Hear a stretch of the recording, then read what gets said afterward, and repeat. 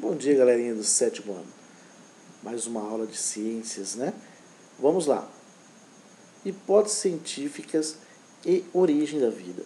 Hipótese, já fala, hipótese é como surgiu os seres vivos, né? Que evidências levaram a eles acreditar nessas hipóteses, né? E a primeira hipótese que vamos estar vendo será a hipótese da panspermia. O que seria essa hipótese da panspermia? Né? A hipótese da panspermia, ela prevê que os seres vivos vieram do espaço. Sim, extraterrestre, vieram do espaço. Né? Através de onde? Através de cometas e meteoros. Né? Meteoros que, quando chegam na Terra, se tornam meteorito. E nesses meteoritos estavam partículas simples, partículas, moléculas, como aminoácidos e proteínas, que são moléculas orgânicas, que vimos anteriormente. A partir dessas moléculas que teve a grande expansão para a vida na Terra. Só que, para essa hipótese continuar, precisamos o quê? Comprovar a vida fora da Terra. Então, a panspermia, ela só pode ser comprovada o dia que descobrirmos vida fora da Terra. Uma outra é a teoria da evolução química. Né? Essa teoria da evolução química, ela acontece através do quê? Através das partículas orgânicas lá da Terra primitiva. Né? Partículas orgânicas que são os aminoácidos, e a partir desses aminoácidos surgiram proteínas. Tá? Só que eles não conseguem provar como que essas moléculas orgânicas se dividem e também através como que eles têm um metabolismo. E aí descai também. Tá? Mas é uma hipótese, porque surgiu aminoácidos e proteínas na Terra primitiva. Tá? Mas como que eles são capazes de se autoduplicar e metabolizar suas substâncias? Tá? Os seres vivos.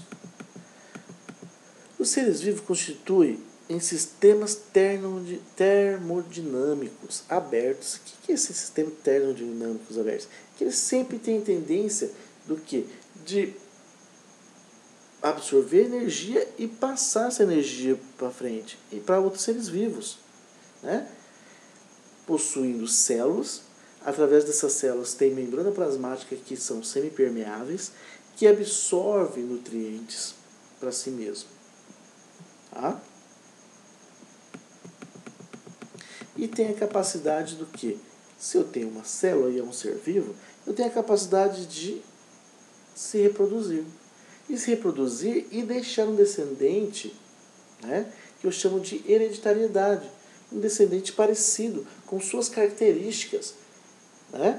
Nós somos parecidos com nossos pais, os nossos filhos serão parecidos com nós, porque nós temos o DNA. São proteínas, né, que têm os genes que têm as nossas características.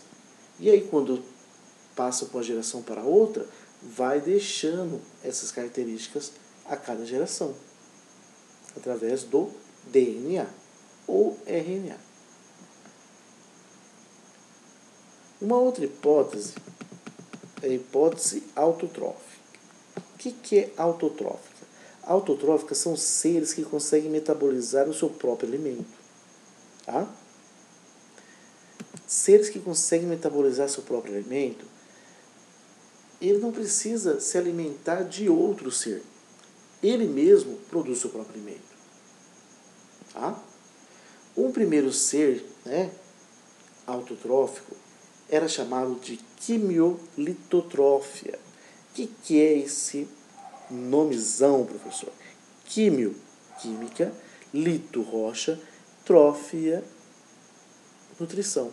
Eles se alimentavam de rochas e utilizavam a energia, as substâncias dessas rochas, tá? Para transformar em seu alimento.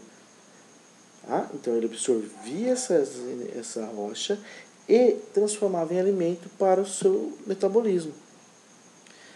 A partir deles, tá? Surgiram, à volta de 2,5 bilhões de anos, os seres autotróficos fotossintetizantes. O que são esses seres autotróficos fotossintetizantes? É como se fossem os vegetais. Né? O vegetal, você só molha ele, se ele tiver nutrientes na terra, ele vai crescer, porque ele faz a fotossíntese, ele produz o seu próprio alimento. Só que naquela época não tinha vegetal. Ele tinha como fosse cianobactérias, bactérias capazes de produzir o seu próprio alimento. Tá? Então, são seres capazes de produzir seu próprio alimento. E quando ele produz esse próprio alimento, ele libera um gás. E esse gás é o oxigênio. Tá? Então, esse ser fotossintetizante absorve água e sais minerais, né? Faz a fotossíntese, pega os nutrientes para ele e libera gás carbônico. Absorve gás carbônico e libera oxigênio. Liberando esse oxigênio, encheu a atmosfera de gás e oxigênio. E aqueles seres que não eram capazes de resistir a esse oxigênio, acabaram morrendo. Porque não tinha tanto oxigênio na atmosfera. Né? Só foi aparecer oxigênio através dos seres autotróficos, fotossintetizantes. A partir que o oxigênio, né? Então esse foi 2,5 bilhões de anos. Só que tem outra hipótese. Como os seres autotróficos são mais complexos, e eles produzem o próprio alimento, né, faz o processo de fotossíntese, alguns pesquisadores falam que tem a hipótese heterotrófica. A hipótese heterotrófica fala que foi no primeiro surgimento, há 3,5 bilhões de anos. Essa hipótese heterotrófica quer dizer que, primeiramente, não surgiu os autotróficos, e sim os heterotróficos. Heterotróficos, esses que não têm condições, não são capazes de produzir o seu próprio alimento. Então, seres heterotróficos não são capazes de produzir o seu próprio alimento. Então, como eles não são capazes de produzir o seu próprio alimento, eles surgiram primeiro. E eles se alimentavam de substâncias orgânicas, tá? Fazendo fermentação, e que aí nessa fermentação ele liberava energia pela quebra de carboidratos. Tá? Liberava energia pela quebra de carboidratos.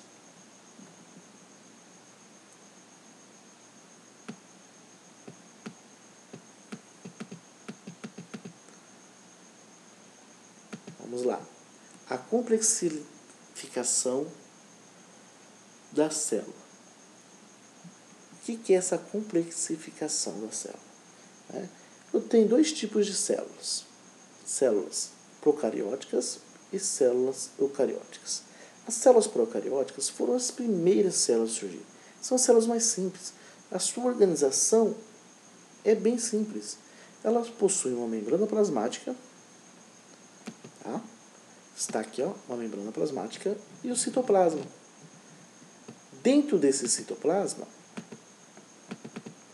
eu tenho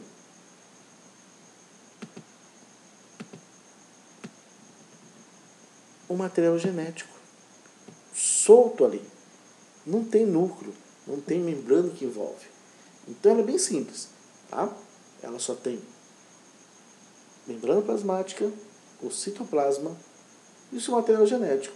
E uma organelinha só, chamada de ribossomos. Foram as primeiras. O único ser, né, presente hoje procariótica são as bactérias. As bactérias são seres procarióticos, porque possuem células procarióticas. Já células mais complexas, né?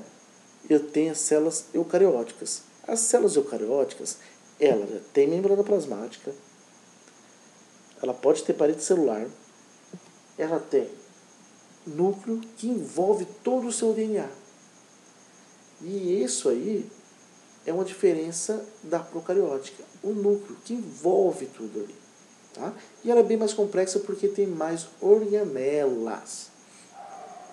Por exemplo, aqui nesse desenho mostra uma célula procariótica, tá? De uma bactéria. Ó, pode ver que ela tem a membrana plasmática em volta aqui, esse amarelinho. Ela tem o seu citoplasma, que é esse roxinho aqui, ó. E esses fiozinhos é o DNA. Já numa célula eucariótica, essa aqui é uma vegetal e uma animal. Nas células eucarióticas, eu tenho um núcleo que envolve o DNA. Olha lá, pode ver, tem uma bolinha e os fiozinhos ficam aqui dentro. Eu tenho cloroplastos, no caso da vegetal, mitocôndrias, que vai dar energia. Então, são várias organelas, né? Então, elas se tornam mais complexas.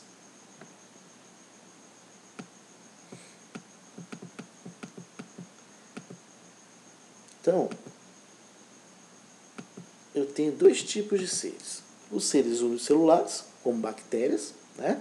E a partir dos seres unicelulares, surgiram também seres multicelulares. Né? O que são seres multicelulares? Ou policelulares? Quer dizer que tem várias células, mais de 2 células. Tá? Então tem várias células. E essas células, o conjunto dessas células, pode formar vários tecidos. E formando vários tecidos, ela pode formar um órgão e depois um organismo vivo, tanto um vegetal quanto um animal. Tá? Então, a partir do surgimento de seres multicelulares, foi capaz de quê? De aumentar a diversidade biológica. Tá? Porque são seres, nós seres humanos, são multicelulares, são várias células. Bactéria é somente uma célula, são seres mais simples.